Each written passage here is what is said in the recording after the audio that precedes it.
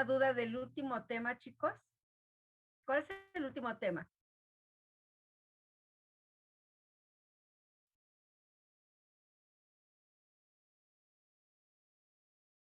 ¿Tienen alguna duda al respecto?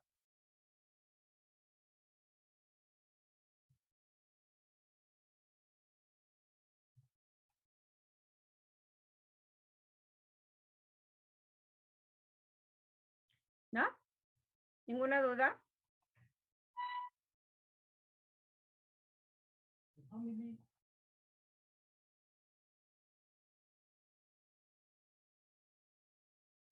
¿No tienen ninguna duda?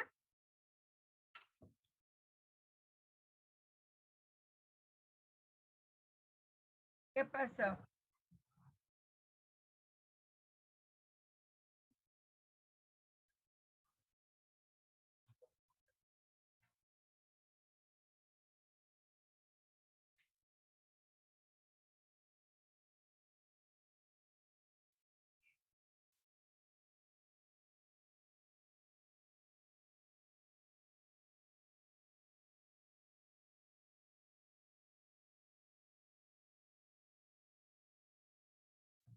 A ver, estamos en la página 8. Yo me fui a la tarea. Perdón.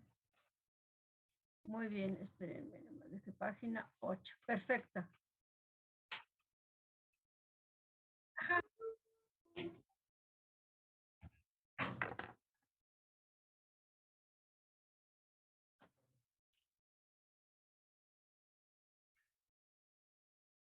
A ver, déjame ver. Sí, sí puede haber. Sí, porque 6 por un medio no te da 4, ¿verdad?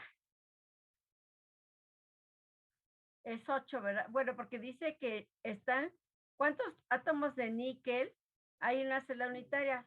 Ah, y es cúbico centrada en las caras. ¿Y cómo es cúbico centrada en las caras? A ver, vamos a revisar. Cúbico centrada en las caras. ¿Se acuerdan cuando vimos enlace iónico? ¿Cómo se encontraban los átomos cuando decíamos centrada en las caras?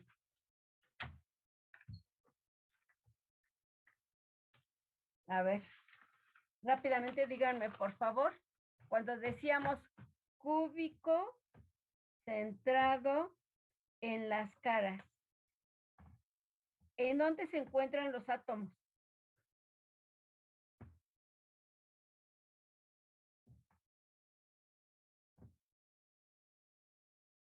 Quiero que me digan cómo queda, cómo era la distribución. En medio de las caras.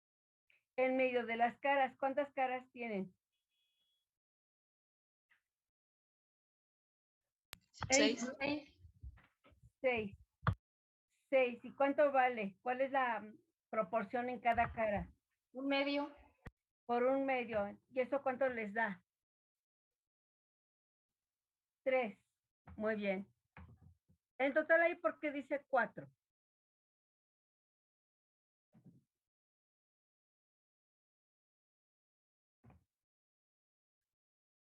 ¿Cuántos vértices tienen? 8. ¿Y cuánto equivale cada vértice? ¿Cuál es su proporción? Un octavo. Un octavo. ¿Y eso cuánto les da? 1. Entonces, en total, ¿cuántos átomos deben de tener? 4. 4. Entonces, aquí sería 1. Aquí está, algo está mal. Aquí sería 8 por un octavo. ¿Sí están de acuerdo? Sí. Digo, por ahí algo se perdió. 8 por un octavo más, o sea, son 8 vértices por su contribución, que es un octavo, más 6 caras por un medio, que es su contribución, y esto les da en total 4 átomos. Es lo que pregunta su compañero. Aquí estaba mal escrita esta parte. ¿Sí? ¿Estamos de acuerdo? ¿Sí, sí quedó así? Sí, sí quedó aclarada la duda de, sí, como dices, aquí había un error, y efectivamente, son 8 vértices por un octavo, pues es 1, más 6 por un medio es 3, en total es 4 átomos. ¿Esa era tu duda? No, no, al contrario.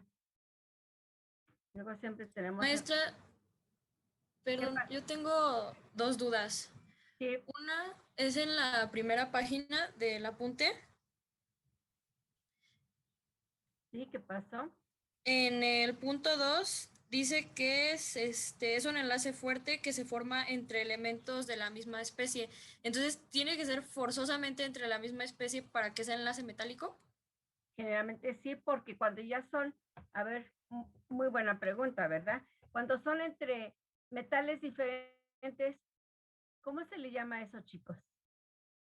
¿Aleaciones? Ellas son aleaciones, ya es una mezcla.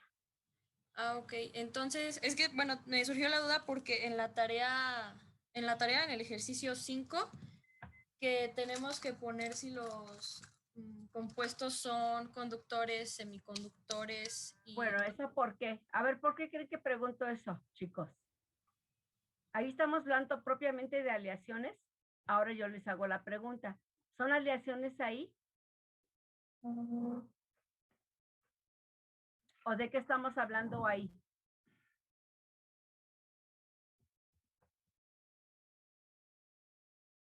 ¿En la tarea o de lo que está mostrando En la ahorita? tarea. No, en la tarea. A Ah, ver, ¿por qué les hago esa pregunta ahí? para lo de la teoría de bandas. ¿Qué más?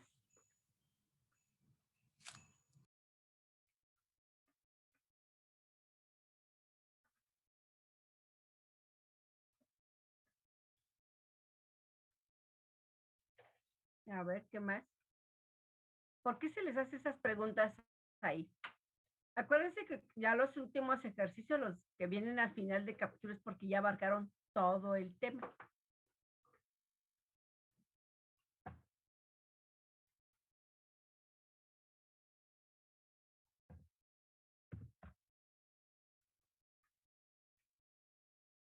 A ver, de los 34 alumnos, alguien que nos pueda decir por qué en ese ejercicio que pregunta su compañera, ¿por qué? ¿A qué se refiere esa pregunta? ¿Qué debo de saber para contestar? ¿Qué pregunta era? El último tema habla sobre conductores, semiconductores y aislantes. Uh-huh. ¿Y qué más?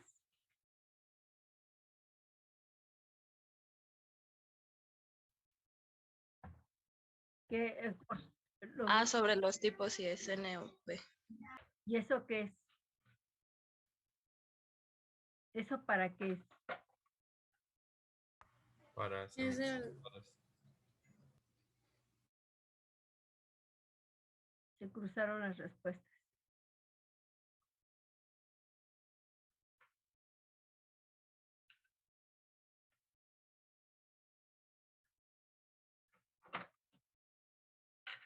A ver, es del dopaje de un semiconductor. es el dopaje, ¿verdad? Y el dopaje puede ser de dos tipos, ¿no? ¿De qué depende de que sea de uno u otro?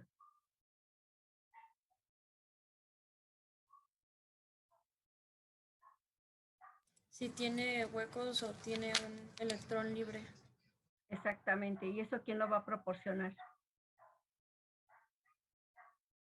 ¿Quién me origina huecos o electrones libres?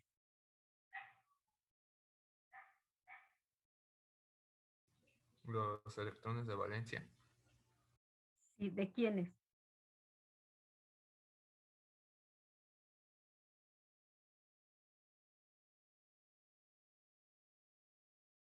¿Quién va a, quién va a originar el hueco o quién va a originar los electrones libres?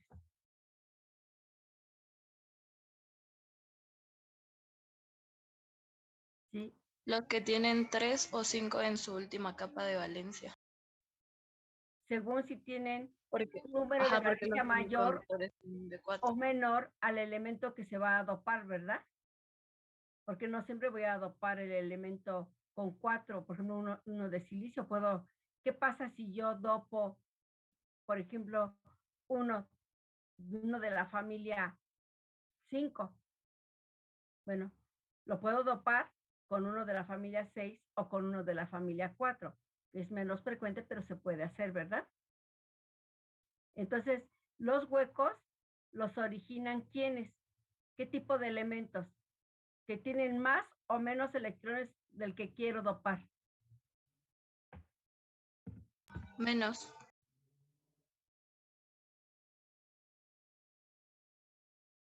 A ver.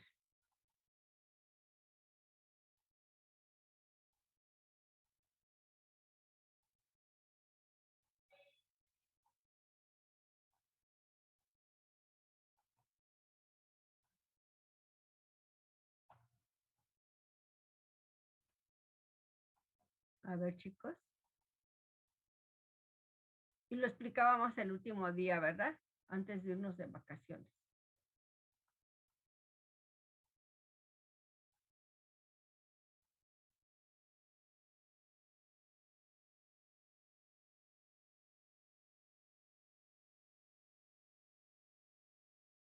Son los tipo P que tienen menos electrones. Los menos electrones. Entonces, tiene que ser un elemento con menos electrones al que yo quiero dopar, ¿verdad? Y el que origina electrones es un elemento que tiene más electrones en su última capa o en la capa de valencia, como ya lo indicaba. Entonces, esa pregunta tiene que ver con eso, con el dopaje. ¿De acuerdo? La compañera que preguntaba.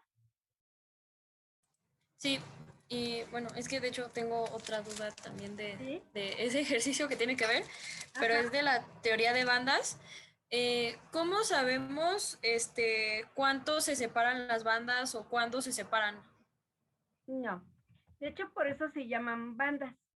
Creo que ese día les comentaba que ¿por qué surgió ese nombre?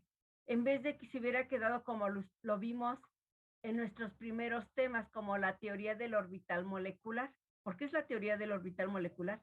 Son orbitales moleculares. Entonces, ¿por qué aquí le cambiaron de nombre a teoría de bandas?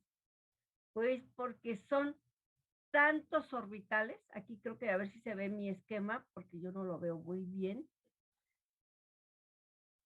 O sea que tienen N, pero N orbitales moleculares tan próximos, claro está que esto es en energía, pues que se ve como una sola cosa. Claro está que esto los que han podido medir o calculado, por ejemplo, en mi caso, pues yo, en las investigaciones que yo hago, pues yo lo puedo calcular. ¿En dónde termina el, por decir así, la teoría, la banda de valencia y empieza la banda de conducción? O sea, a nivel teórico, yo lo puedo calcular perfectamente. A nivel experimental, pues se guían por las energías que ellos calculan, ¿sí? Nosotros no podemos saberlo, pero damos un hecho que un bloque de ellos, por eso incluso esta figura lo hacen así como que muy bonito, lo dividen muy bonito. Aquí termina todos los orbitales moleculares que se conocen como banda de valencia y lo dibujan lo separan tan bonito que aquí empieza el bloque de los orbitales moleculares que le llaman banda de conducción. De hecho, nosotros cuando aplicábamos nuestra teoría a moléculas, a esta le llamábamos orbitales moleculares de enlace y a esta le llamábamos orbitales moleculares de antienlace. Pero déjenme ver si les incluí alguna figurita. Por ejemplo, esta ya se ve un poquito más. Eh, vean en la figura de la izquierda, dividen muy bien la banda de valencia y la banda de conducción, pero eso pues es imposible, ¿no? Aquí tenemos representado para el elemento litio, aquí lo tenemos representado para N magnesios, átomos de magnesio, pero se supone que hay una interfase. Esa interfase es lo que se conoce como zona prohibida o la banda prohibida. ¿Sí ven aquí la banda prohibida? Esta zona, pues porque no se sabe exactamente, claro está, así como ilustración, o sea, pero en la vida real pues sí lo pueden medir, pero tampoco existe una línea que diga, aquí se separan los de valencia y aquí los de conducción. ¿Sí me explicó? Sí, pero Que preguntó, aquí está, por ejemplo, tu pregunta es que hasta dónde, si sabemos que hasta dónde termina la de valencia y a dónde empieza la de conducción. Con sí, esos dibujitos, no. O con esos dibujitos, sí, según cuál es el dibujo que tengas. Por ejemplo, en este donde representan un conductor, semiconductor y un aislante, pues hacen muy bien hincapié, o sea, separan muy bien la banda de valencia de la banda de conducción mediante esa banda prohibida. Y esa banda prohibida, bueno, ¿qué tan grande es? Pues esto no se sabe hasta que se mide a nivel experimental. pero entonces, es que entonces todavía no me queda claro en el ejercicio 5 cómo sabemos si es conductor o no. O sea, sí me queda claro para saber cómo es, si es N o P, pero ese es en el caso que ya sepamos que es un semiconductor. Pero en los demás no entendí cómo saber si es conductor o aislante. A ver, ¿cómo sabrían, chicos? A ver, los otros 35 compañeros, 34 compañeros. Si en el problema 5 les dice, y si cada uno de los siguientes puede ser un aislante, un conductor metálico o un semiconductor de tipo N o P, ¿cómo lo podrían analizar? De acuerdo a lo que vimos.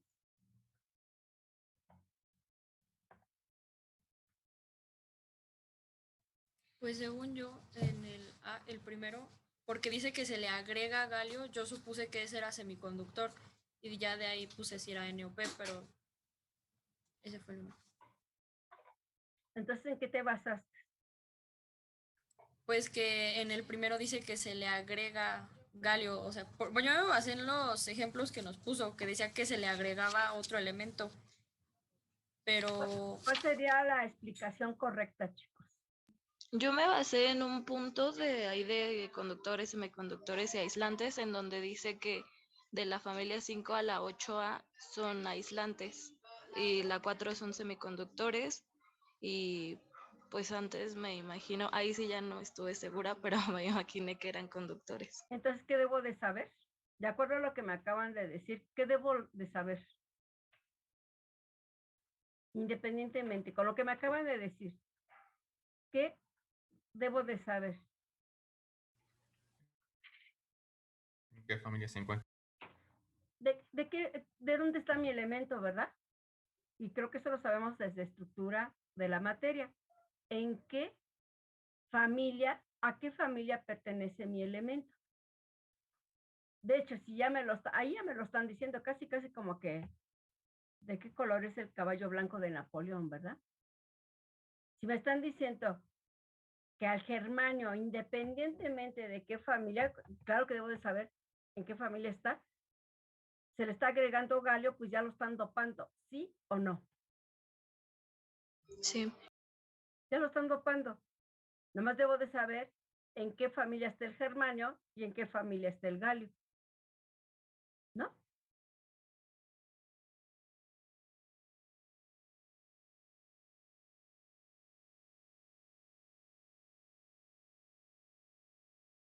¿Algún comentario? En ese caso, el germanio, ¿en qué familia está?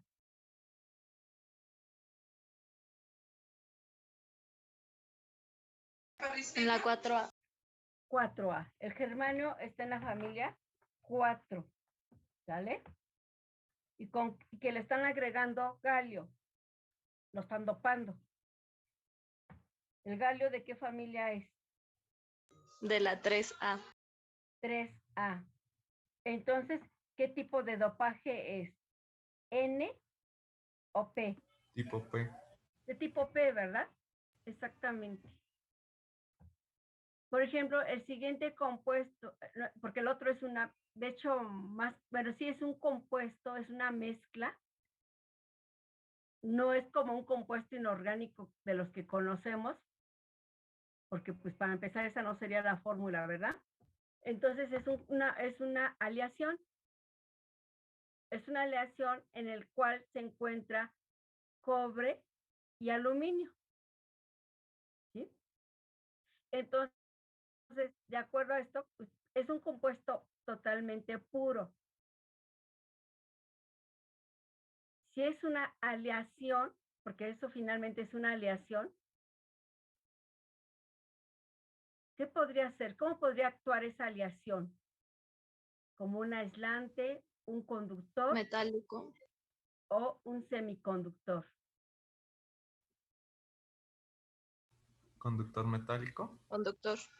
Podría ser un conductor, ¿no? Por la presencia del cobre, que claro está que si ya está rodeado de aluminio, muy seguramente que a lo mejor hasta le bajan ese poder, ¿verdad?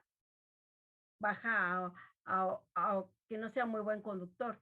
¿Cuál es el objetivo de de las aleaciones?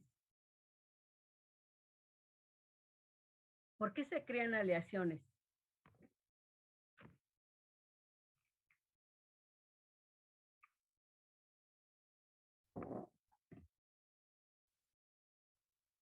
¿No es para hacer más resistencia en el material? ¿Es para hacerlos más que?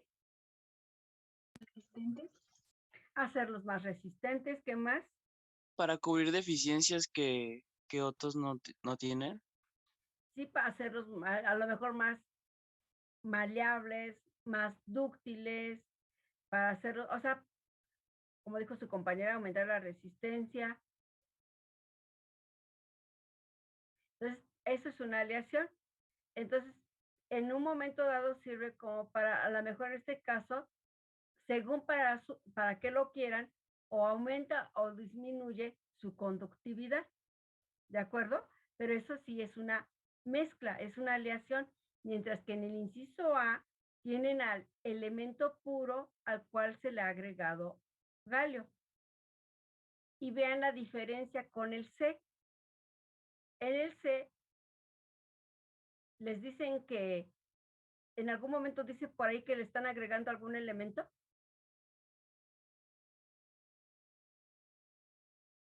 No, no dice. No dice. El niobio,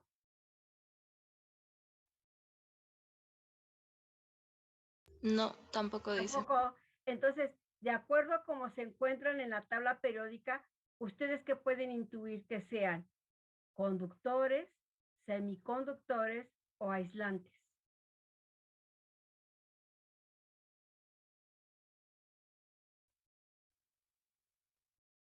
Conductor metálico. ¿Quién? El boro. El niobio. ¿Y el boro?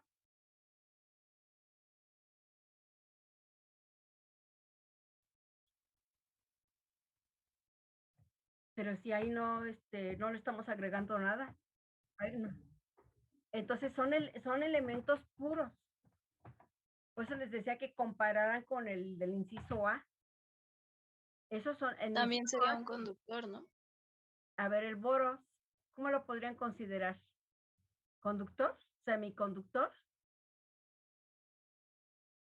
¿O aislante?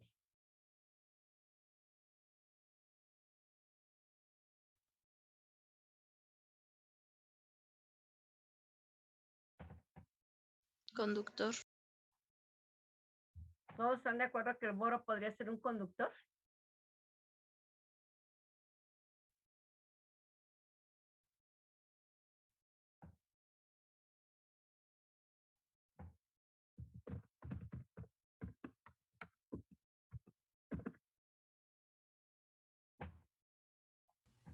Es que es un metaloide, entonces puede tener características de un metal, pero también las de un no metal. O sea, se encuentra en ese límite, ¿no? Y muy seguramente que o sea, con quién, cuál sea su ambiente químico, pues podría ser uno u otro en un momento dado. Pero pues al boro no lo conocemos como un superconductor, ¿verdad? Pero claro está que podría actuar como tal de acuerdo a sus propiedades de tipo metaloide. Muy bien. ¿Y el niobio?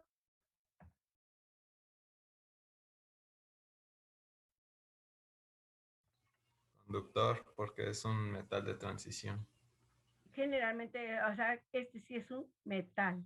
¿Estamos de acuerdo? Entonces, esta forma de que se les pregunta Pues es para que ustedes piensen y ubiquen y relacionen con sus elementos como están en la tabla periódica. De hecho, el único, ¿por qué? Bueno, ¿con qué objetivo se lleva a cabo el dopaje?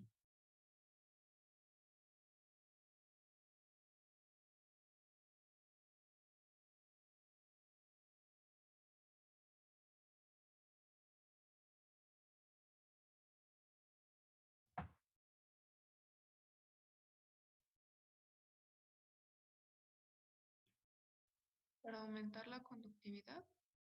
Para aumentar la conductividad.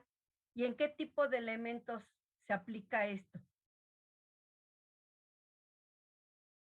¿Aquellos con qué características? ¿Que son conductores?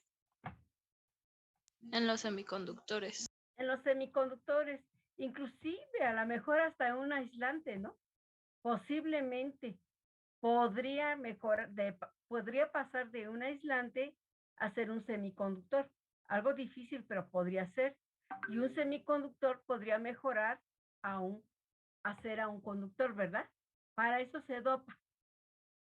Muy bien. ¿Alguna otra pregunta, chicos?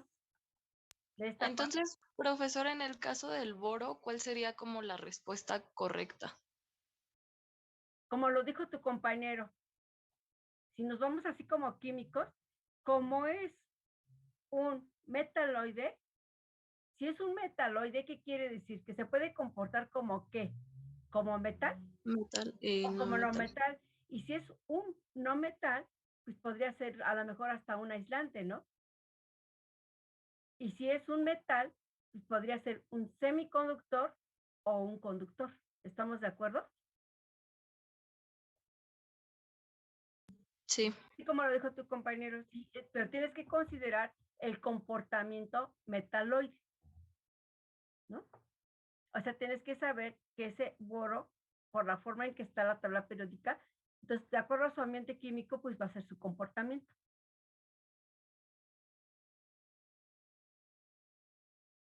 Ah, ok. Gracias. Sí, porque, por ejemplo, no todos hay metales que son muy buenos conductores en general, pero no todos. Y, por ejemplo, el silicio, ¿ese cómo se ubica en la tabla periódica? ¿Como metal, no metal o metaloide? El silicio. Metaloide. Es un metaloide y él es así puro, es muy mal conductor, pero malísimo. Si lo consideran como metal, se tiene muchos estudios pues, porque se utiliza en toda la industria electrónica, pero cuando lo dopan, se puede convertir en un semiconductor y tan bueno que pues, ¿en dónde lo usan, verdad? Tiene un uso muy, muy amplio. ¿De acuerdo? Sí. En- Perfecto. ¿Alguna otra pregunta? Entonces, en el óxido de magnesio, A sí, ver. en el óxido de magnesio, por la presencia del oxígeno, ¿podría ser un aislante? Sí, de hecho, el oxígeno es que no metal. El magnesio es metal, pero muy seguramente que no tan bueno, puro sí podría ser un conductor, ¿estamos de acuerdo?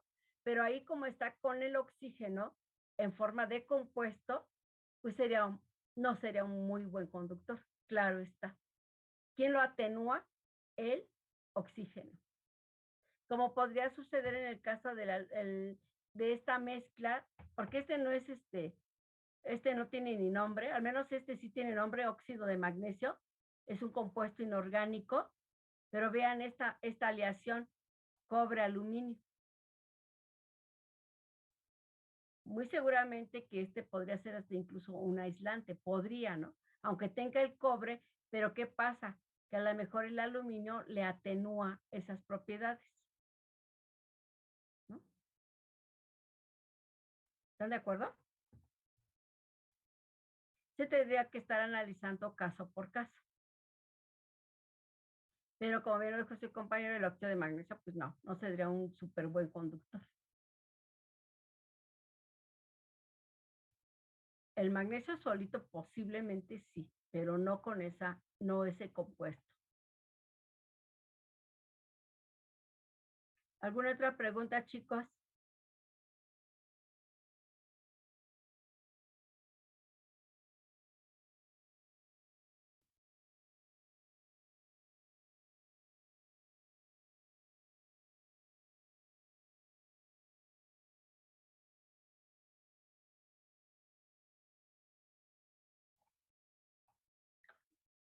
¿Más dudas? ¿Ya no?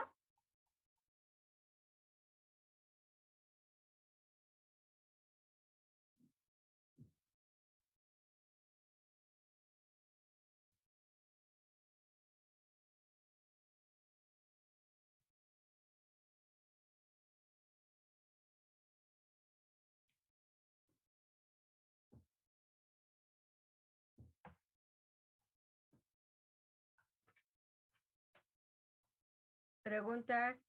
¿No?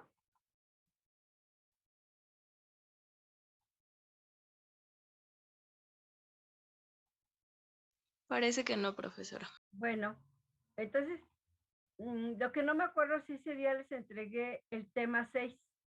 Creo que sí, ¿verdad? Déjenme ver, lo reviso. Sí, sí, sí los entregué. El tema 6, que vamos a empezar a revisar hoy. ¿De acuerdo? Déjenme ver, busco el tema 6 aquí. Es el último tema. Entonces, a lo mejor si alguien lo leyó, pues ya avanzó bastante porque sí está un poquito largo. Digo, va a ser más fácil que lo entienda la explicación. Disculpe, ¿el tema 6 lo subió a Classroom? Es lo que no me acuerdo. Creo Es que que, no ¿qué lo cree subió. que yo lo revisé y la verdad No, no no lo subió. Bueno, ahorita se los doy. Déjenme ver. Ahorita vamos a revisar el tema 6, sino para dárselos de una vez. Déjenme primero, lo localizo aquí ahora sí que donde les doy clase en la plataforma. Yo creo que no, porque no. Enlace metálico, bueno, entonces déjenmelo. Hoy estamos a 28, ¿verdad? 28, sí, Sí, 28, sí. déjenme, porque es que yo tengo aquí como que si se los hubiera dado, no sé, el veintitantos, pero no estábamos de vacaciones. Creo que me equivoqué. Entonces, hoy estamos a 28, déjenme, ahorita se los corrijo y subo. 28 de julio. Perfecto. Espérenme tantitito, no se desesperen. Formato, nada más para ponerlo ad hoc. Por cualquier inicio. Ay, Dios mío, está formato, diseño, marca de agua. Sí, porque creo que no se los quise dar, ya me acordé. Porque quedamos que leyeran bien el tema 5, ¿no? Entonces, ¿para qué? ¿Por qué? Porque vamos a juntar ya los enlace iónico, enlace covalente y ¿qué más? Y enlace metálico. Enlace metálico no tanto como tal, sino por los metales. Porque este tema que viene, ahorita se van a dar cuenta, es casi puros metales. Pero ahora sí que vamos a, pues ya combinar todo, chicos. Con este tema se combina todo. Enlace iónico, enlace covalente. O sea, deben de saber muy bien para que cuando se hablen de los modelos, en este tema, pues sea así todo bien, bien entendido. Le doy 28, julio 28, tema 6. Ahorita se los subo, nomás dejen que lo guarde.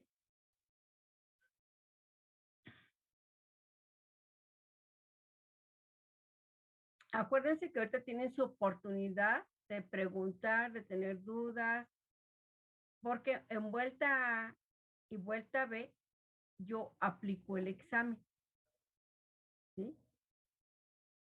Pero si alguien se llegase a ir a extraordinario, pues ahí ya no puedo hacer nada por ustedes, porque el maestro que aplique el extraordinario les puede preguntar, claro, les va a preguntar cosas de su temario, eso sí es un hecho, no les va a preguntar otra cosa, pero a lo mejor no sé, yo no voy a ver dos temas. Imagínense que el profe se enamore de esos dos temas y nada más les pregunte de esos dos temas. Yo no le puedo decir nada. O sea, yo no le puedo decir, no lo preguntes. Entonces, pues ahí sí, ustedes, su obligación es estudiar todo lo que viene en su temario, porque no sabemos qué les vayan a preguntar. Entonces, más vale que se preparen para vuelta A y vuelta B, porque ahí sí yo pregunto lo que doy, ¿no?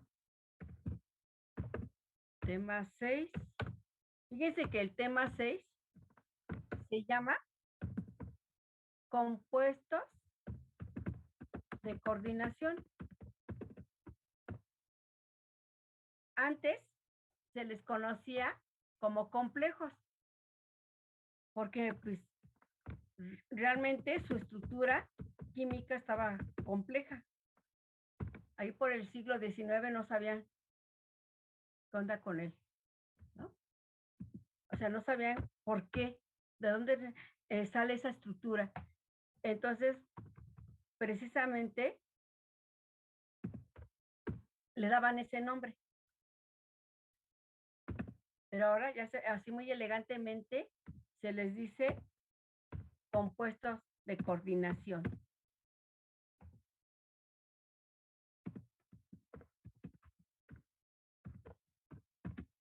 Y van a ver que está muy bonito este compuesto de compuestos de coordinación. Ya está nomás los agregar, el archivo, comprender, aplicar, archivo. Ya ahorita les digo en cuanto ya lo puedan visualizar, porque lo estoy, como si está un poco pesado, pero no está enorme para que no baje. Está medio pesadito. A ver, es química inorgánica. Tema 6. Abrir. Pesa 2.5 megas. No, hasta eso sí. A ver, entonces vamos a asignarlo. Tema 6, compuestos de coordinación complejos, química inorgánica, ingeniería química, 2021-2.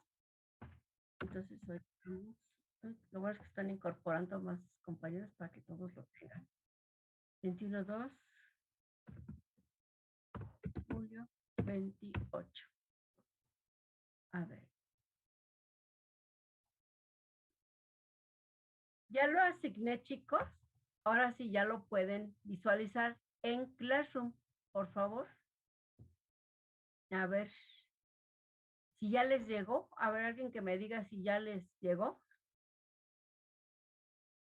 Sí, profesora. Ah, bueno. Entonces, ese es el que vamos a ver ahorita. Bueno, que vamos a empezar a trabajar hasta que terminemos el último día de nuestra clase. Ojalá y terminemos antes por si hubiera más dudas, pero sinceramente sí está pesadito. Bueno, eso depende de qué tanto traigan ustedes de lo que hemos visto, porque se va a aplicar todo lo que vimos desde la primera clase. A ver, vamos a ver. Yo ya lo tengo aquí. Pero ¿por qué no lo puedo abrir? A ver, déjenme ver, lo voy a subir otra vez, porque no lo puedo visualizar. ¿Será porque tengo muchos archivos? No, aquí ya está. A ver, ya lo tienen ahí en su pantalla. Bueno, yo ya lo tengo en la pantalla y ¿sí lo pueden ver? Sí, ya se puede ver. Bueno, este tema se llama compuestos de coordinación. Y ustedes en los libros también lo pueden encontrar como un capítulo de complejos. Así. Cualquier libro de química general, claro, luego no todos los libros de química general, pero aquellos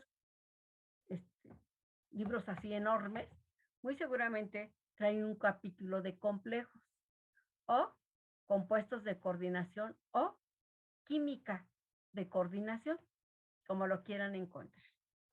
Bueno, les platico, aunque ustedes lo van a leer más, porque ya tienen el temario, pero bueno, para ir avanzando. Para formar un compuesto de coordinación, generalmente se emplean metales, pero son del bloque D. Pueden ser de cualquier bloque, ¿eh? Pueden ser del bloque F, del bloque T, del bloque S, de cualquiera.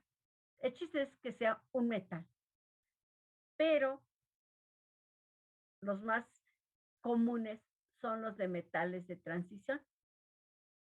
Y les digo los más comunes, más no los más importantes. Y ahorita les voy a dar dos ejemplos súper importantes que son compuestos de coordinación. Y uno sí es metal de transición y otro es un elemento representativo, pero ambos son metales. Pero como en general los compuestos de coordinación se forman con metales de transición, pues por eso hablamos de ellos. Yo ya no di las propiedades físicas porque, si ven, ya nada más escribo dos propiedades físicas aquí porque ya las vimos en enlace metálico. Ahí vimos muchas propiedades físicas. Entonces ya nada más dejo que son sólidos a temperatura ambiente, excepto el mercurio, y que muestran propiedades magnéticas, como es el diamagnetismo y el paramagnetismo, ¿sí? Entre otras propiedades. Esos son los más importantes. Esto es lo que a mí me interesa. ¿Por qué? Porque en enlace metálico ustedes aprendieron propiedades físicas de los metales en general. Bien, aquí se divide, así como tienen su tabla periódica, todos los del bloque D, que son los metales de transición, existe, por ejemplo, 40 elementos químicos que van del grupo 3 al 11 de la tabla periódica y que se dividen del 21 al 30, que es el primer periodo, y es el que vamos a trabajar, el primer periodo de los metales de transición.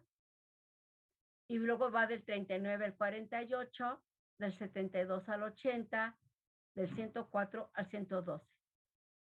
¿Sí? Todos esos elementos, que se le llama bloque D, ¿por qué se le llama bloque D? Porque su configuración electrónica abarca orbitales D. Y esto es lo que tienen que saber y es muy importante. Los cuales, estos orbitales D, ¿cuántos orbitales D son, chicos?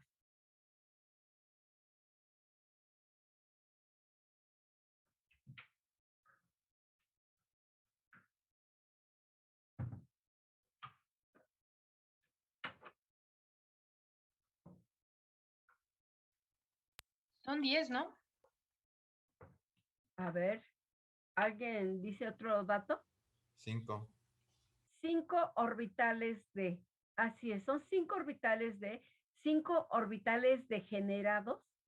¿Por qué son degenerados?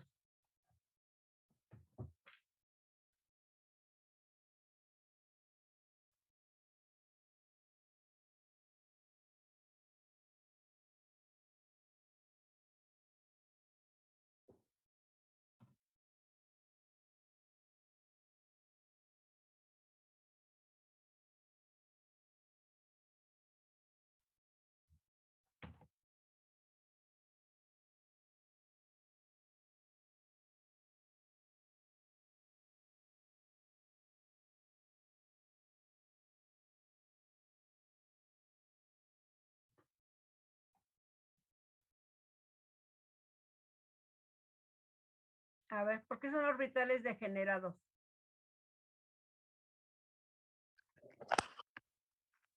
¿Tienen la misma energía? Porque tienen la misma energía.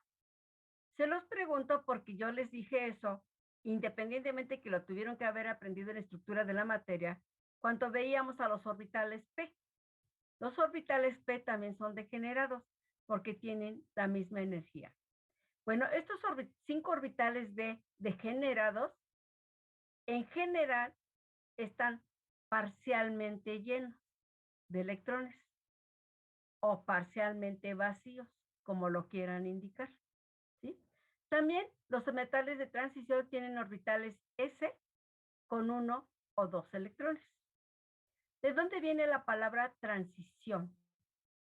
Esto les va a recordar cuando vieron en estructura de la materia el modelo de Bohr.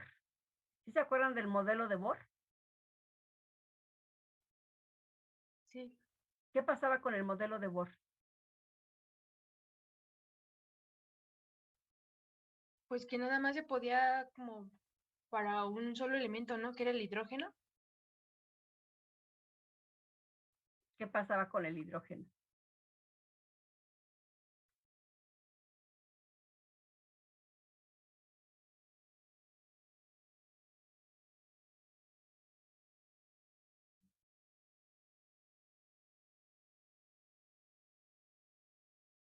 Porque este concepto tiene que ver mucho, mucho con el comportamiento que ustedes estudiaron con el modelo de Bohr.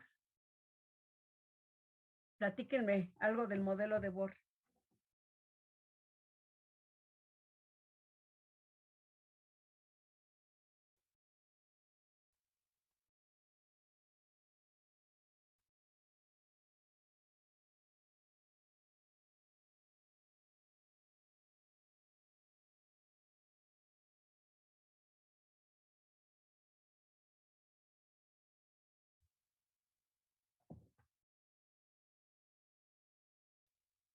A ver, ¿qué recuerdan, chicos?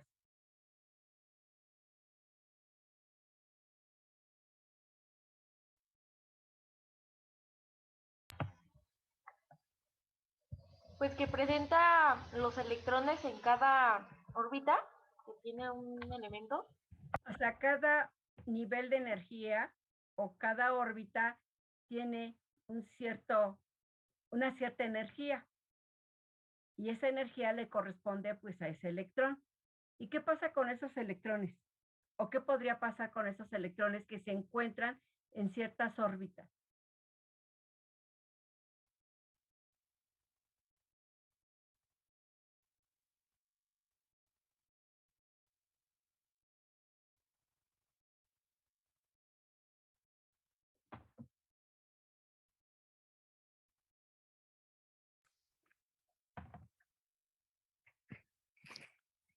¿Pueden cambiar de órbita? Pueden cambiar. Pasar de una órbita de menor energía a una de mayor energía. Y después podrían regresar. De hecho, ese efecto lo vemos en los relámpagos, vemos por qué brillan los metales, vemos por qué tenemos anuncios luminosos como en el gas neón. Todas son transiciones electrónicas. Bueno, aquí, ¿por qué se le llama metales de transición? Pues aquí está. El nombre de transición proviene porque los metales, estos metales de transición o estos elementos son muy estables, ¿sí? No necesitan a ningún otro elemento. Pero ¿qué pasa con ellos? Como ya dijimos en el número 4, ellos tienen en su última capa o en su último nivel de energía orbitales D que están parcialmente llenos. Entonces, quieren siempre como que ese elemento quiere que su capa esté totalmente llena. ¿Cómo lo va a lograr? Pues de manera natural se extraen electrones de capas internas y pues se llena la capa, la última capa. Pero como ya dejó vacía o semivacía la capa interna inmediata, pues esa quiere sus electrones. Pues los extrae de una capa inferior, más interna. Y así sucesivamente.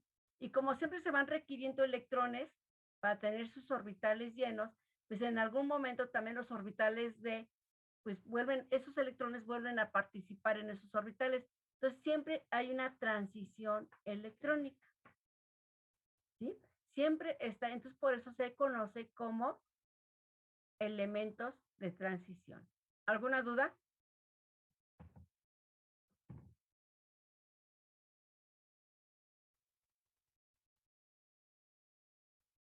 ¿Dudas?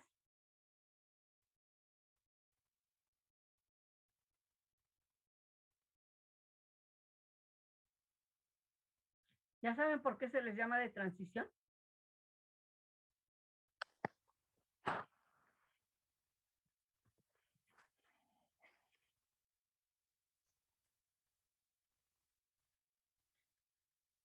Chicos. Sí, profe. Bueno, entonces A mis elementos de transición son metales, tienen una gran cantidad de propiedades físicas. Aquí ya les decía que mencionaba dos. Propiedades químicas. ¿Cuál es la importancia de las propiedades químicas en estos metales? En general, todos los metales, pues que son en general buenos catalizadores, forman iones. ¿Qué tipo de iones forman, chicos? ¿Positivos o negativos?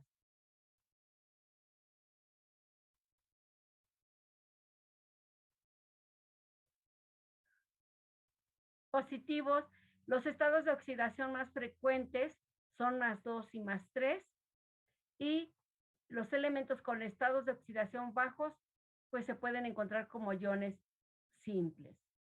¿Cuál es la importancia de estos compuestos de coordinación? Pues son muchísimas, pero muchísimas. Aquí nada más enumero algunos. Algunas de estas sustancias, o sea, ya cuando forman el metal de transición, cuando ya forma un compuesto, se usa en pigmentos para pintura, producen colores del vidrio y las piedras preciosas. Por ejemplo, tenemos en la hemoglobina. ¿Dónde está la hemoglobina, chicos?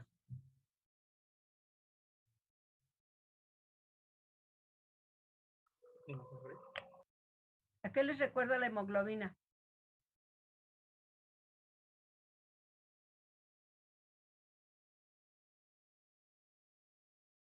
¿A la sangre? A la sangre. Entonces, ¿quiénes tienen sangre? Los seres humanos. Bueno, los seres, sí, los seres humanos. Y los animales, ¿no? Los seres vivos, vaya. También la planta es un ser vivo, ¿verdad? Entonces, vean, díganme si no es importante un compuesto de coordinación. Si se encuentra en la sangre de animales y ahora sí que el ser humano. ¿Qué pasa con las plantas? Vean aquí, si ustedes alcanzan a ver en su apunte o en mi pantalla, cuál es el metal que se encuentra rodeado por una parte orgánica. ¿Qué metal es? El hierro. El hierro. Y en la clorofila, que por cierto hay varios tipos de clorofila, pero eso no es de nuestro interés por el momento, ¿cuál es el centro metálico? Si es que se alcanza a ver. ¿Magnesio? El magnesio. El magnesio no es un metal de transición, pero es un metal, ¿sí? Y vean cómo se une con esta parte orgánica.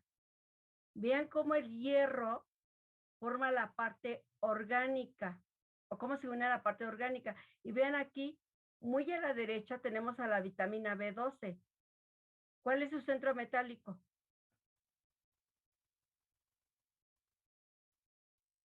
Cobalto, creo. El cobalto.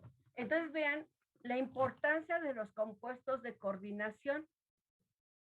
Simplemente aquí les estoy dando 3 ejemplos. Pero pues ya quisiéramos tener una piedra preciosa, ¿verdad? A lo mejor algunos de ustedes por ahí, a lo mejor lo tendrán, ¿verdad? Una piedra preciosa en el cual hay un centro metálico. Bien. Estos, si ustedes observaron aquí, a todos estos se le llama el compuesto de coordinación, en el cual en el centro hay un metal y está rodeado por moléculas que pueden ser sencillas o complejas. Aquí vemos, o sea, esto que se une al metal está algo grande, es un compuesto grande. Y de hecho es uno solo, pero está enorme. Pero también pueden ser pequeños, ¿de acuerdo? Que se unen a ese metal. Bueno, ¿por qué es tan importante estos compuestos de coordinación? Alguna vez, y se usan en todas las áreas, por ejemplo, en los alimentos, en las latas, ¿de qué están hechas las latas donde se conservan los alimentos? Los alimentos preparados. ¿De aluminio? Ay, pues ojalá, pero creo que no siempre es de aluminio. ¿De estaño? Puede ser de algún otro metal, generalmente puede ser de hierro, ¿sí? ¿Cómo le podríamos decir? Alguna aleación de hierro, ¿sí? ¿Ustedes por qué creen que les dicen que cuando la lata está golpeada, no la usemos? ¿Por qué? Pues porque a lo mejor, porque esas latas llevan un recubrimiento, pero cuando se golpean, ese recubrimiento se puede fracturar y puede exponerse la parte metálica como el hierro. ¿Y qué creen que pase con el alimento que se encuentra en esa lata si se expone con el hierro?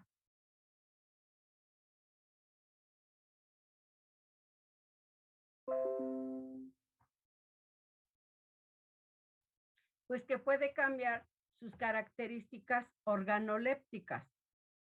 Por ejemplo, el sabor, el color del alimento. Y creo que cuando abrimos una lata, pues no nos gustaría que nuestro alimento oliera, supiera o se viera feo. Entonces a esas latas les pueden agregar este compuesto orgánico que se llama EDTA, que muy seguramente lo han escuchado, que es el ácido etilendiaminotetracético, ¿sí? ¿Qué va a pasar? Pues que este compuesto, que desde ahorita ya le voy a dar nombre, lo vamos a conocer como ligando. Este ligando se va a unir al metal ahí en la lata. Por ejemplo, al hierro, a las trazas de hierro. ¿Para qué? Para evitar que ese hierro se interaccione con el alimento en el cual está contenido en la lata y cambie esas características organolépticas. También este ligante, EDTA, también se utiliza en medicina. Por ejemplo, cuando alguien se ha intoxicado con mercurio, plomo o cadmio, le dan, claro está que los médicos saben qué cantidad dar a la persona de EDTA. ¿Para qué? Para que se forme un complejo con estos metales, según el metal que haya consumido el individuo o que se haya intoxicado. ¿Para qué? Para que se forme un complejo que es muy soluble en agua y de esta manera pueda salir por la orina. Y de esta manera desintoxicamos a la persona. Entonces, los complejos pues son muy ampliamente distribuidos en la naturaleza.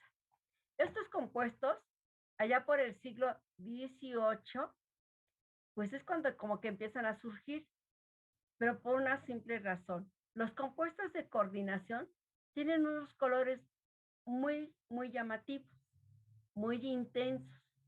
Entonces, en la época, pues bueno, desde antes, ¿no? Siempre han existido pintores y pues siempre en su afán de tener colores vivos o ciertos colores, pues hacían mezclas de ciertos compuestos. Entonces, allá en el siglo XVIII, por ejemplo, Diesbach ya fabricaba colores para pintores, ¿no? Por ejemplo, este compuesto que ven aquí, es así como que nosotros conocemos los compuestos inorgánicos. Les comentaba que para este tema es muy importante saber nomenclatura inorgánica, porque si no vamos a tener serios problemas. Por ejemplo, en inorgánica este compuesto existe, así solito, es el cianuro de potasio. También existe este compuesto en inorgánica, porque en aquel entonces ya se conocía nomenclatura inorgánica. Este compuesto es el cianuro ferroso. Este compuesto es el cianuro férrico. Pues vean cómo al combinar, entre comillas, estos tres compuestos que podrían existir por separado, formaban un complejo y, por cierto, muy colorido, ¿no? Y desde ya el siglo XVIII, pues no sabían cómo nombrar a este compuesto. Pues ¿cómo lo vamos a nombrar si aparecen tantos elementos de esta manera? ¿Cuál será la fórmula de este compuesto? Pues nadie lo sabía. Simplemente por eso le llamaron complejos, porque la cosa estaba así, compleja. Luego allá por 1798, ¿sí? Tasset descubrió este compuesto, este complejo. Y vean, si lo vemos de manera inorgánico, pues es el cloruro cobáltico y este es el amonio. Pero aquí es todo en uno, pues es un complejo. Y así. Entonces, de hecho, como no sabían cómo nombrarlos, por ejemplo, se daba el nombre del investigador. Y vean del lado izquierdo, vean toda esta formulota. Y a ese le llamaron la sal de Reinecke. Y luego vean el segundo compuesto o complejo, la sal verde de Magnus. Y vean el tercero, sal de Erdmann. El cuarto, sal de Cis. Y así, ¿no? Luego también le daban por el nombre, por el color que mostraban sus soluciones, pero luego se repetían, entonces no sabían a qué complejo correspondía. En esa tablita, vean cómo se escribían antes, cómo los nombraban y ahora cómo lo escribimos. Y eso es lo que vamos a aprender en este tema, cómo escribir los complejos. Esto que ven ustedes a la derecha, en la columna más a la derecha, es como ustedes tienen que aprender a escribir sus complejos. No como lo indicaban allá 2 siglos antes, ¿no? Bien. Bueno, entonces vamos a empezar. Profesora, ¿Qué pasó? disculpe, pero como no sabían cómo nombrarlo y le ponían hasta el nombre, pero ¿por qué sí supieron ponerle sal antes del nombre? Porque bueno, eso sí, siempre la química ha estado presente y siempre ha habido investigadores. Cuando ellos lo analizaban, sabían exactamente la composición. Y si tú te acuerdas, pues no puede ser un ácido. O sea, un ácido, pues no es. Porque para que sea un ácido, pues a lo mejor tiene que haber H, protones, H más. Para que sea una base, pues a lo mejor debería de haber OH. ¿Estás de acuerdo? Sí. Y todo aquello que es neutro, ¿cómo le llaman? Sal.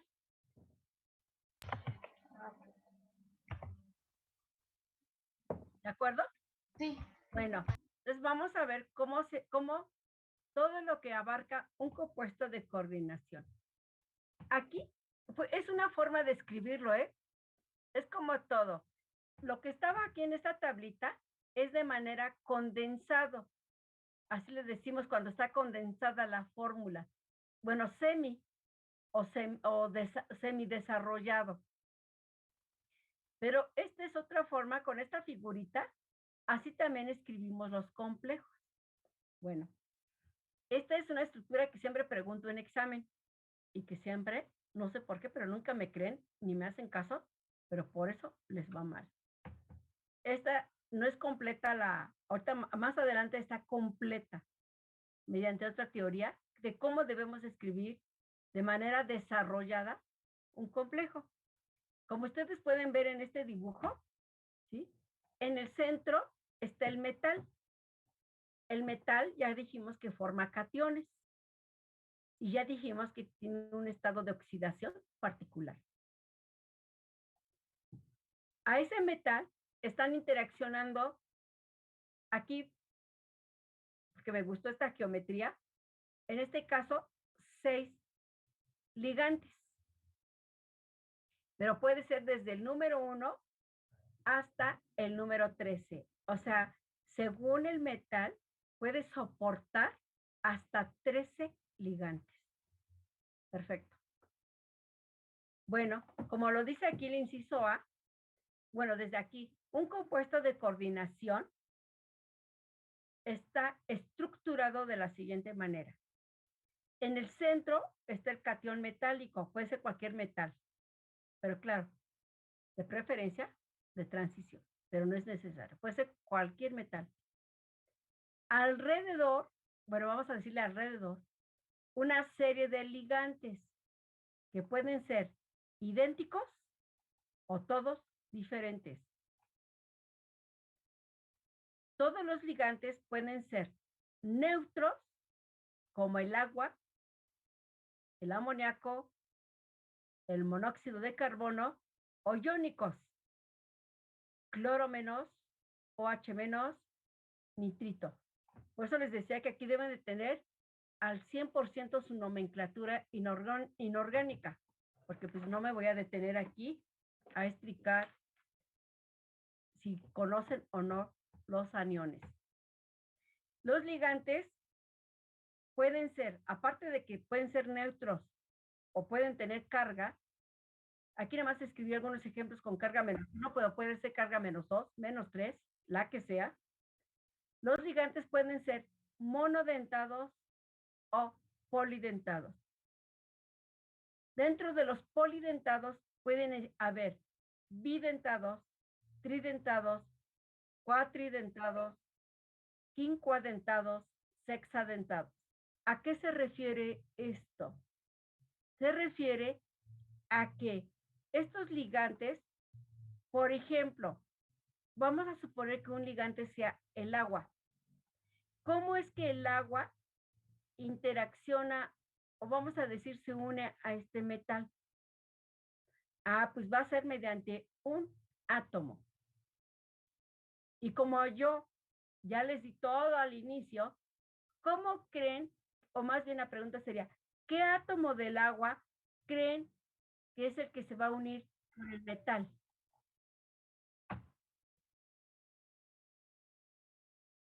Si yo tuviera un ligante que sea el agua, ¿qué átomo del agua se va a unir al metal? ¿Por qué?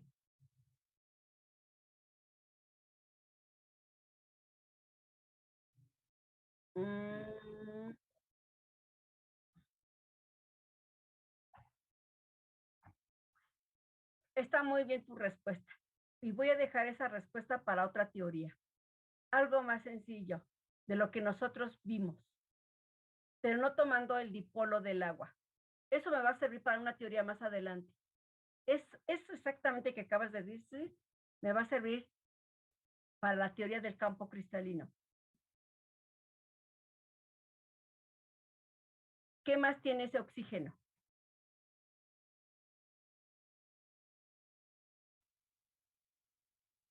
Ya sé que por la electronegatividad puede tener una parcial negativa, que ahorita no la voy a emplear.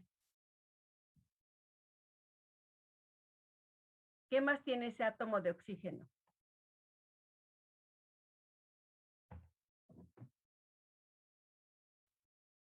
No me digan que no lo saben porque lo vimos en el tema 1.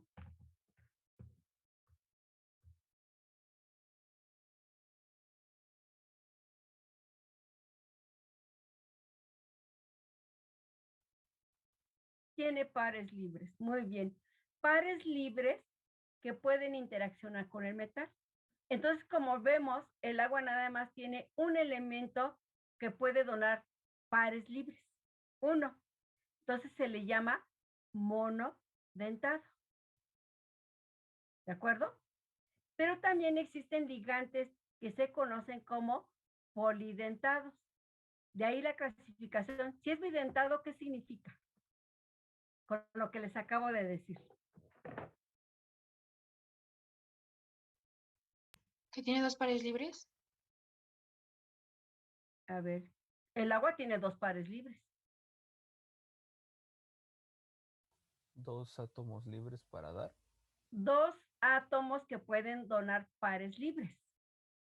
Dos átomos, exactamente. Y si fuera tridentado, fíjense muy bien en el juego de palabras, ¿eh? Tridentado es que tiene tres átomos. Y así, cuatridentado, cuatro átomos. Pero vamos a llegar al sexadentado. Porque como ya se los enseñé aquí en mi pantalla, vean este. Vean la estructura del EDTA que está a la izquierda. Y hasta está en colorcito. Tiene varios átomos de oxígeno, pero lo que importa son 4 de ellos. ¿Quién más importa?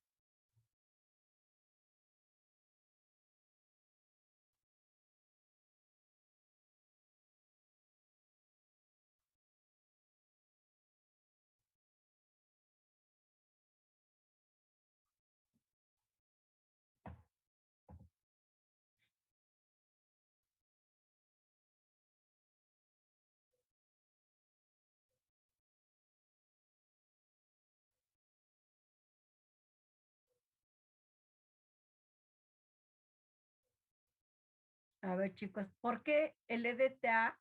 Yo les comento que es hexadentado.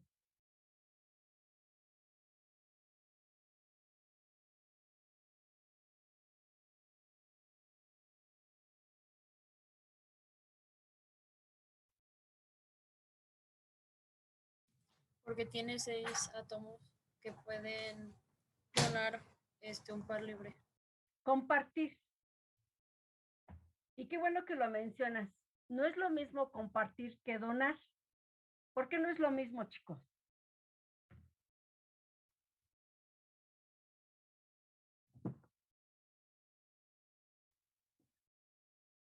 Porque cuando está compartiendo podemos decirlo que están como unidos, ¿no? O sea que solamente se lo está como prestando, por así decirlo, como, sí, ¿no? Pero cuando lo estás donando quiere decir que ya se lo está regalando, por así decirlo. Entonces, con lo que me acabas de decir, ya me describiste 2 tipos de enlaces. ¿Cuáles son? Pues es uno donde siguen unidos el átomo que está... ¿Qué tipos de enlaces? La pregunta es, ¿qué tipo de enlaces me acabas de describir? Iónico y covalente. Iónico y covalente. Exactamente. Y en los dos, los elementos siguen interaccionando. Pero uno es iónico y el otro es covalente. ¿En dónde es donación y en dónde es compartición?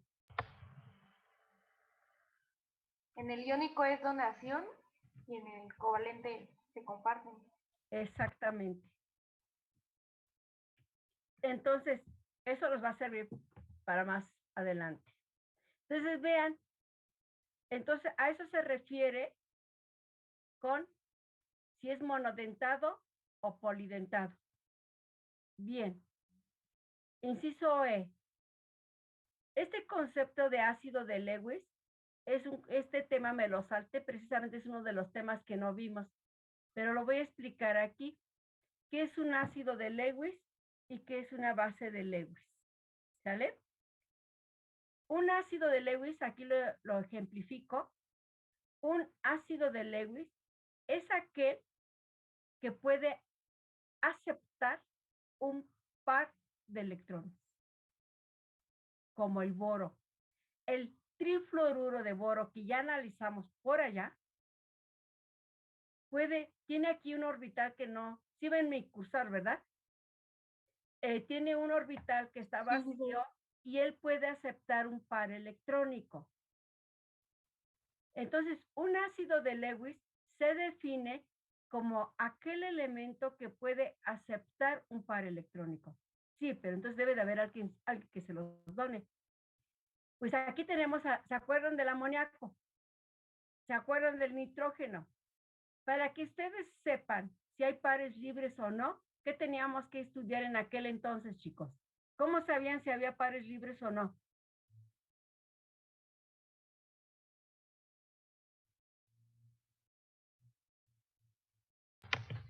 Con la fórmula que nos dio en el tema de enlace covalente, ¿no? ¿Y cuál era ese tema? La fórmula para Lewis de Lewis. S es igual a N menos A sobre 2. Por Lewis. ¿Se acuerdan? Con Lewis yo puedo saber si mi compuesto tiene pares libres. En este caso, el amoníaco tiene un par libre. A él se le conoce como base de Lewis. Base de Lewis es aquel elemento que puede compartir, no donar, compartir un par libre. ¿A quién? A un ácido de Lewis. Y vean a la derecha. Se forma un nuevo compuesto. ¿Sale? Para un enlace covalente normal, ¿cómo era la compartición, chicos? ¿Equitativa? Equitativa. Un elemento compartía un electrón y el otro elemento compartía otro electrón y se formaba un enlace. En un compuesto de coordinación es un enlace covalente, pero ¿cómo creen que se llama ahora? Enlace covalente que ya también lo vimos por allá en la clasificación. Cuando uno de los elementos comparte su par electrónico para formar un enlace covalente, pero ahora se va a llamar enlace covalente coordinado.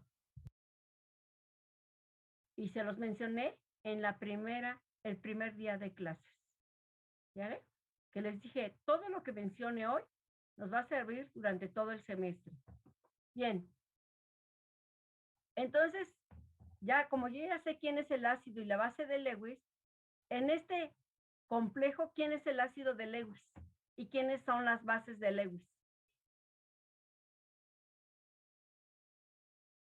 Si es que me escucharon en la explicación. El ácido es el metal. El metal, muy bien. ¿Y quién es la base? Pues los ligantes. ¿Estamos de acuerdo? Bien. Sí. Esta fórmula que ustedes ven aquí, así tridimensional, también se puede escribir de manera condensada. Vean, es empleando corchetes. ¿Sí están viendo mi corchete? Y al inicio, adentro del corchete se escribe el metal y enseguida los ligantes. Todo lo que está dentro del corchete se le conoce como esfera de coordinación interna. Hay libros que nada más dicen esfera de coordinación y damos por hecho que es todo lo que está adentro del corchete. Hay libros que así como que muy específicos dicen esfera de coordinación interna, pues es todo lo que está dentro del corchete, y esfera de coordinación externa para todo lo que está afuera del corchete. Pero mi complejo únicamente es, bueno, me refiero, todo lo que está formando el complejo es lo que está unido directamente al metal en esta figura tridimensional o lo que está adentro del corchete. Muy bien. Entonces, Profesora, ¿y qué es lo que va afuera del corchete? Ahorita vamos para allá. Muy bien, ya vamos a llegar, no te preocupes. H. La carga eléctrica del complejo va a depender del estado de oxidación del metal y de los ligantes. Ahorita voy para allá, con muchos ejemplos. Por lo tanto, la esfera de coordinación interna puede ser positiva, negativa o neutra. Déjenme ver, alguien está pidiendo entrar, sí. Y nace otro nuevo concepto. Bueno, la palabra ya la conocen, porque lo vimos en enlace iónico. Pero ahí tenía una cierta definición que se conoce como índice o número de coordinación. El número de coordinación, yo aquí sí lo aclaro muchísimo por lo siguiente. Es el número de átomos donadores, fíjense bien, es el número de átomos que comparten, de hecho debería decir que comparten pares de electrones unidos directamente al centro metálico. Por ejemplo, Si tuvieran con este metal nada más una molécula de agua, ¿cuántos átomos están compartiendo sus electrones con el metal, chicos? 1. 1. Entonces el número de coordinación sería 1. Así de sencillito. Si ustedes tuvieran 6 moléculas de agua, ¿cuál sería su número de coordinación? 6. 6. Entonces, por eso la definición que yo escribo aquí es número de átomos que comparten pares, lo voy a cambiar aquí, más que donadores, comparten, ¿sí? Ay, no se puede cambiar porque estoy en PDF, perdón. Número de átomos que comparten sus pares de electrones. Muy bien. ¿Vale? Pero a ver, como ustedes ahorita ya están aprendiendo más, fíjense bien, yo hace rato les dije, si tengo 6 moléculas de agua, ¿cuál es su número de coordinación? Y ya me dijeron, 6. ¿Cuántos ligantes? 6. Si yo tuviera 3 ligantes de agua, su número de coordinación sería 3. ¿Estamos de acuerdo? Porque nada más tiene 3 moléculas de agua y cada uno de ellos tiene un átomo que comparte su par electrónico. Me regreso. A ver, chicos, si yo tuviera un EDTA, ¿cuál sería su número de coordinación de ese complejo?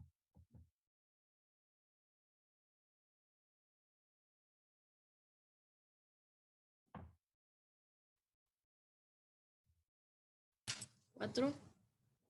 A ver, 4, ¿quién da 2. más o menos?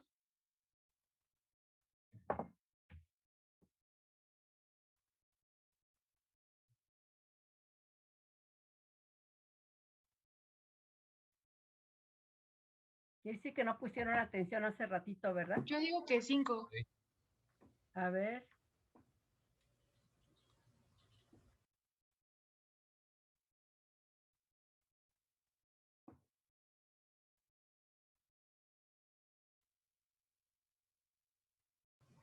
Son 6. 4 oxígenos y 2 del nitrógeno. Entonces el número de coordinación sería 6. ¿Y de cuántos ligantes estamos hablando? 4. A ver. 6. 6. ¿Hay 6 ligantes?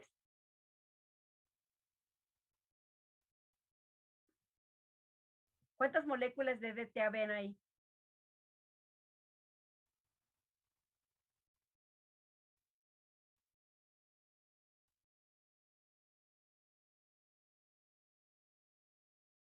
¿Ven aquí en mi figura 6 moléculas de DTA? No, una. Una. Entonces, en el examen, si no analizan o nomás copian, pues no saben ni de lo que estamos hablando. Este ligante de DTA, hace rato yo comenté que era hexadentado y no tiene más de media hora que lo comenté, que es hexadentado, porque tiene 6 átomos que pueden compartir su par electrónico, pero es un solo ligante. Si yo tuviera 2 ligantes de DTA, ¿cuántos átomos tendría en total? 4.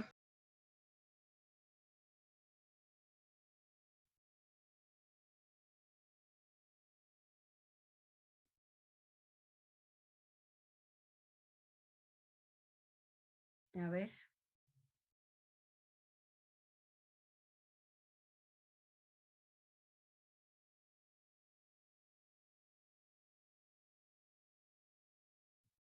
No están poniendo atención. ¿Por qué el EDTA es hexadentado?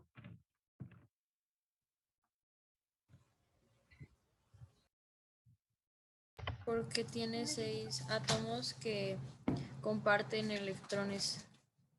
Bueno, pares, bueno, sí es lo mismo. Y si tuviera dos moléculas de DTA, Se tendría. ¿cuántos átomos tendría? 12. 12, ¿verdad? Muy bien.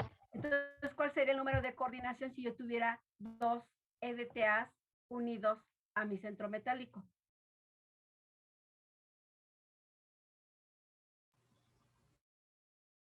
12, ¿no? 12. Si tuviera un solo EDTA, 6. 6. Entonces, en los libros, dice aquí, el número de coordinación es el número de ligantes unidos directamente al centro metálico. Eso no funciona a menos de que el ligante sea monodentado. Ahí sí coincide. Pero si el ligante es bidentado, tridentado, tetradentado o hexadentado, pues ya no coincide. ¿Por qué? Porque lo acabamos de ver. Si tengo un solo EDTA, tengo un solo ligante. Y aquí está en la figura de la derecha. Es un solo ligante, el cual tiene 6 átomos que están unidos al metal y se forma un número de coordinación igual a 6, con un solo ligante. Entonces, si yo en el libro digo que el número de coordinación es el número de ligantes, no es correcto. Pero sí, mejor me voy con el número de átomos que pueden compartir sus pares de electrones al centro metálico. ¿Alguna pregunta? Y aquí tenemos algunos ejercicios para conocer la carga del complejo, el cual puede estar influenciado por el estado de oxidación del metal y la carga de los ligantes. Veamos. Aquí tengo, no están aquí como tridimensional, pero sí están de manera condensada las fórmulas. El primer corchete, sin que ustedes vean lo que está escrito a la derecha, díganme, yo ya les estoy dando este corchete y que la carga del corchete del ion complejo es 3 menos. ¿Cuánto vale el flúor, chicos? ¿Cuál es la carga del flúor?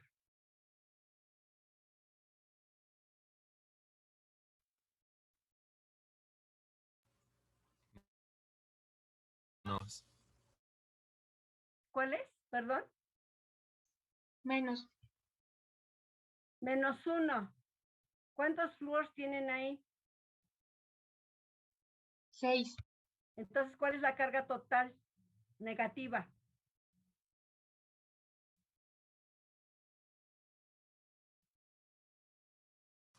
Menos 6. ¿Y por qué el corchete vale 3 negativo? Porque el hierro trabaja con 3 más. Con 3 más. Muy bien. El segundo ejemplo, díganme por qué el corchete vale más 1.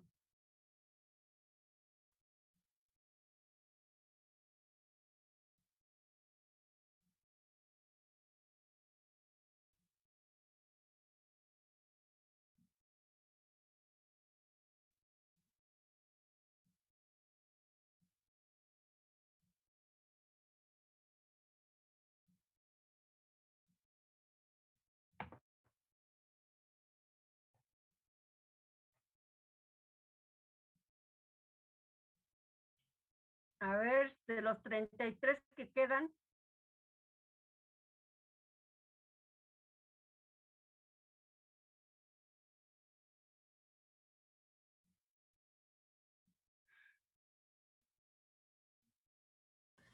Porque el hierro trabaja igual con 3 más, el cloro con 1 menos, pero como hay solamente 2 cloros, entonces y la el carga agua, total negativa es 2 menos. El agua es neutra. muy bien. Entonces creo que ya no hay duda. Y así se obtiene, el siguiente corchete es neutro y el siguiente corchete también es neutro. Y aquí dice en azul, la carga del ion complejo va a ser igual a la suma de las cargas del metal central y de los ligantes que lo rodean, ¿no? Más que de la carga del ion complejo, pues también si es neutro, claro, ya no se considera como ion, sino del compuesto, pues va a ser igual a la suma de las cargas del metal y de los ligantes como lo acabamos de hacer. Muy bien.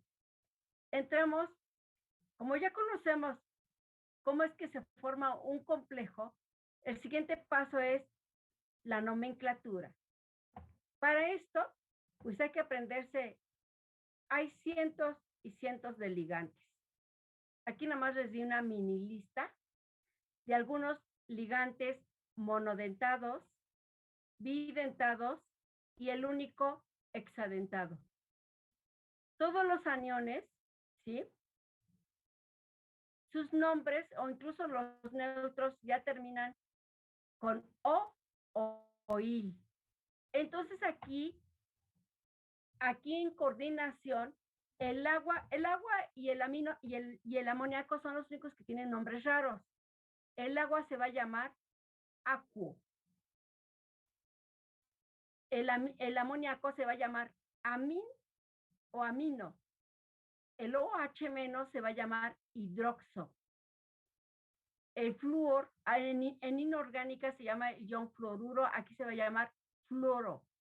El cloruro pasa a cloro, el bromuro pasa a bromo, el yoduro pasa a yodo, el oxígeno 2 menos, el ion oxígeno se va a llamar oxo. El radical peróxido se va a llamar peroxo. Y así sucesivamente. Nombres que ustedes tienen la obligación de aprenderse. Bueno, como en toda nomenclatura, necesito de prefijos. El prefijo va desde di, si son dos, diacua, triacua, tetracua, pentacua, hexacua, por ejemplo, ¿no? Hasta de decacua. Pero cuando tengo estos primeros prefijos, los que no están en paréntesis, se usa cuando son generalmente monodentados. Cuando yo ya tengo prefijos bidentados en adelante, uso los que están entre paréntesis. Bis, tris, tetraquis, pentaquis y hexaquis. Y llegamos a la parte para recordar de cómo se escribe un compuesto inorgánico. Si yo sé nomenclatura inorgánica, es exactamente lo mismo en compuestos de coordinación. Cuando yo escribo la fórmula de un compuesto inorgánico, primero se escribe la parte positiva y luego la parte negativa. Pero para pronunciar, para nombrarlo, parto de la parte negativa y luego de la parte positiva. Ejemplo, para este cloruro de sodio. Se escribe el catión sodio y luego el anión cloro. Para pronunciar su nombre empiezo por la parte negativa. Cloruro de sodio. Esto ustedes ya lo saben, pero bueno, lo dejé como recordatorio. Entonces, aquí están algunos pasos para empezar a nombrar mis complejos. ¿Sí? Ya vimos que el complejo va encerrado en unos corchetes o paréntesis cuadrados. Ahí va mi complejo, que puede ser, ya dijimos, neutro, positivo o negativo. Tiene un número de ligantes que utilizan los prefijos que ya aprendieron más arribita. El mono no lo usamos generalmente aquí, pero sí usamos di, tri, tetra, penta, hexa. ¿Sí? Aquí generalmente los ligantes, ¿sí?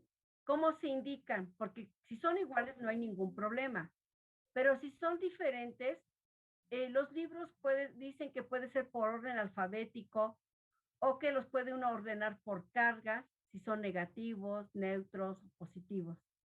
Por mí no hay ningún problema el que sigan, ¿sale? Y, por ejemplo, dice que el átomo central, en su estado de oxidación, siempre va con números romanos encerrado entre paréntesis. Por ejemplo, en este compuesto complejo tengo 4 carbonil.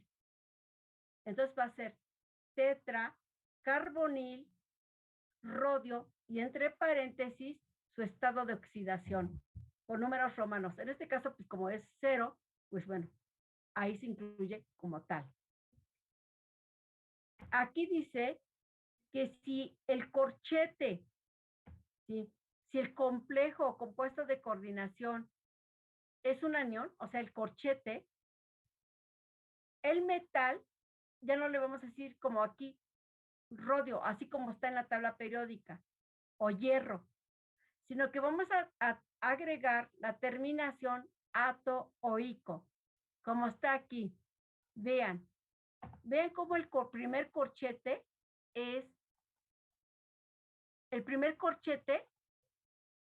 es negativo. Entonces, vamos a llamarle, si queremos decir ion, no es necesario. ¿Cuántos flúors hay? 6. Hexa, fluoro, es el aluminio. Pero entonces tiene que como el corchete es negativo, tiene que terminar con atoico, hexafluoro aluminato. Veamos otro ejemplo. El hierro. Aquí termina el corchete tiene carga negativa. ¿Cuántos nitros tengo? 4. Entonces, tetranitro, y en vez de decir hierro, no sé, 3, decimos ferrato. Dice aquí que en el caso de que el ligante tenga dentro de su nombre algún prefijo numérico, por ejemplo, sabemos que este radical le decimos bicarbonato, y si hubiera 2 de estos radicales o de estos ligantes con un metal, no vamos a usar el bi o el bi, porque ya si de por sí su nombre empieza con bi y si uso di, pues se oye medio raro, voy a usar el prefijo bis. Aparte de que el bis se utiliza de bidentado en adelante, también lo podemos, bueno, el bis, sí, de bidentados, tridentados, etcétera, también para el nombre, como en este caso, ¿sí? Aquí está bis, tris, etcétera, se utiliza para ligantes bidentados, polidentados. Es lo que ya explicamos. Entonces, ejemplo, nombrar primero la parte negativa seguido de la parte positiva. Y para la escritura, como ya lo repasamos, primero la parte positiva seguido de la parte negativa. Y aquí hay muchos ejemplos que yo mañana nada más les voy a preguntar si tienen dudas, porque si no, no leen nada. Entonces, aquí hay como 20 ejemplos. Entonces, de tarea de hoy a mañana, que sí los pueden revisar, es que yo nada más mañana les voy a preguntar si tienen dudas en estos 20 ejemplos. Y son 2, 4, 5, 6, 7, 8, 9, 15, 16, 17, 18, 19, 20, 21, 22, 23, 25. Son como 25 ejemplos. Estos se me quedaron de los ejercicios pasados, que luego explico. Esto que ven en negrito son 25 ejemplos, casi 25 ejemplos, que me tienen que yo mañana ya no llego a explicar esto a menos de que tengan dudas. ¿Alguna pregunta, chicos?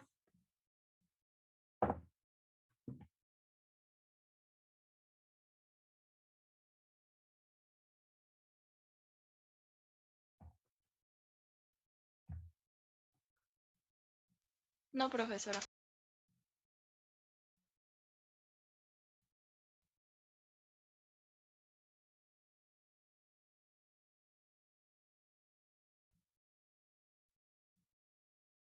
¿No?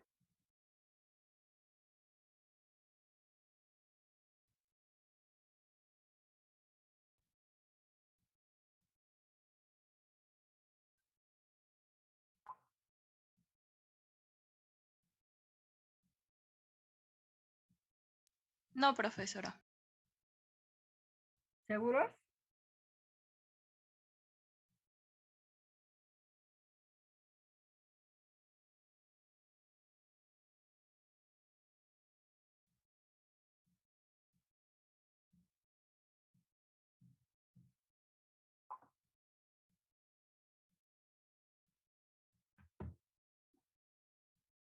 A ver.